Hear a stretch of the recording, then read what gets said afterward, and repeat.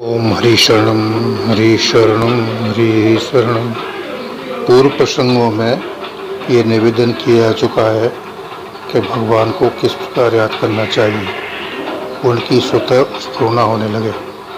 तो प्रश्न उठता है कि भगवान की स्वतः स्फुरना होने लगी तो इससे क्या लाभ हो सकते हैं। तो इसमें सबसे पहले ये आवश्यक रूप से जान लेना है कि भगवान की स्फुरना से सांसारिक लाभ नहीं होने वाला है, क्योंकि एक तो आपने सांसारिक कुछ चाहा ही नहीं, यही तो इससे पहले प्रमुख शर्त थी। पर वह थोड़े ही भूलता है, वह तो अपना काम करता ही है।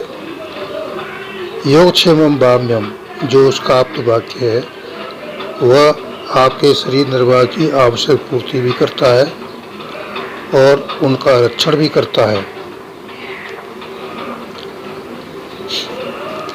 हमारे दैनिक जीवन में अनेकों उदाहरण मिल जाएंगे जहाँ अकिंचनों के असंग्रहियों की आवश्यकताओं को किस प्रकार चमत्कारिक रूप से पूर्ण हो जाती हैं। यह तो उसकी अपनी उदारता है कि वह इस प्रकार रखता है कि जिम बालक हैं राख में तारी। क्या 1-2 साल का शिशु माँ से कुछ मांग सकता है? नहीं, माँ को ही ध्यान रखना पड़ता है उसके पोषण और रक्षण का। तो एक बात तो ये हुई कि वो स्वयं योगक्षेम करता है, आपको मांगना नहीं पड़ता। दूसरी प्रश्न बिंदु ये है, एक योग का सिद्धांत है कि मन जिन विचारों का चिंतन करता है वह उस दिशा में ही बढ़ता जाता है। इसका एक उदाहरण प्रकृति में भृंगी नामक कीट का है, जो कहीं से एक अन्य जाति का कीड़ा अपने आवास में रख देता है और अरनिश उसके कीट पर गुंजार करके उसे अपने समान बना लेता है। यह बंद कीट का मानस चिंतन ही है जो निरंतर भृंगी के चिंतन में रहता है और भृंगी ही बन जाता है। गर्भस्थ जातक की माँ को जिन विचारों के प्रवेश उसका चिंतन मन रखा जाता है वह गर्भस्थ जातक ग्रहण कर लेता है। अभिमन्यु का चक्रव्यूह भेदन आप प्रयोग करके देख लें। आपके शरीर में कहीं पीड़ा है तो चीत्कार या दुखपूर्वक नहीं, वरन आशावादिता के साथ निरंतर उस पर स्मरण ध्यान रखें तो पीड़ा नाश होती है। ये अनुभूत किया है, ये कुछ कहा गया इसलिए कि भगवान भी केवल भगवान के लिए ही पुनः पुनः स्मरण में आवे किया जावे तो भगवान के अद्भुत दिव्य गुण अंशांश रूप से साधक के अंदर उतरने लगते हैं।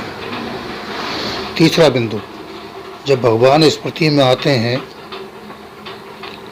उनके सातत्व से, चित्तत्व से और आनंद से, इन आलोकों से साधक अंतः पवित्र हो जाता है।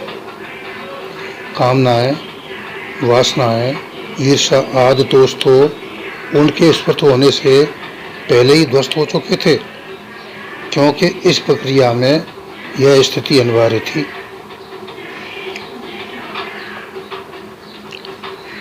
अतः विशेष लाभ होता है कि उसके क्रोध, इंद्रिय भोग, कामादि, रसनादि जो कि अत्यंत दुस्तर हैं, जिनको साधक अपने बल से विजय नहीं कर सकता, ये भी क्षीण प्राय हो जाते हैं।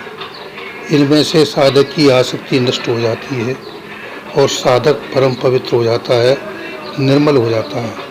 तो तीसरा बिंदु है कि निर्मल हो जाना, पवित्र हो जाना, और निर्मलता जहाँ पर है वहाँ भगवान का प्रवेश स्वतः हो जाता है।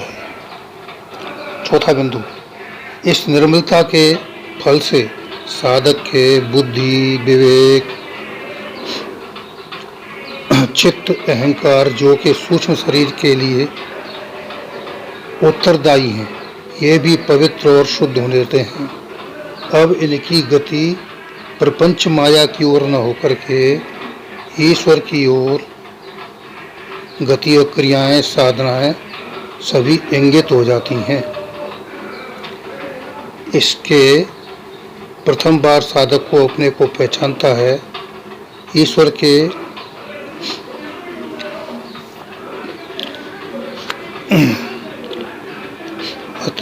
अंश, अविभाजित अंश, शाश्वत, सर्वदा आदि की अनुभूति होती है। वह ईश्वर से प्रत्यक्ष की तरह दर्शन, वार्तालाप, उनके दिव्य करुणा, दया, रूप, औदार्य, वत्सलता, अकारण हेतुता की अनुभूति करता हुआ धन्य हो जाता है। यही सालों की मुक्ति कही जाती है। तब क्रमशः चाहने पर सारूप्य, प्रभु में लीन और फिर परम निर्वाण या बुद्धत्व प्राप्त होता है और प्राणी धन्य हो जाता है।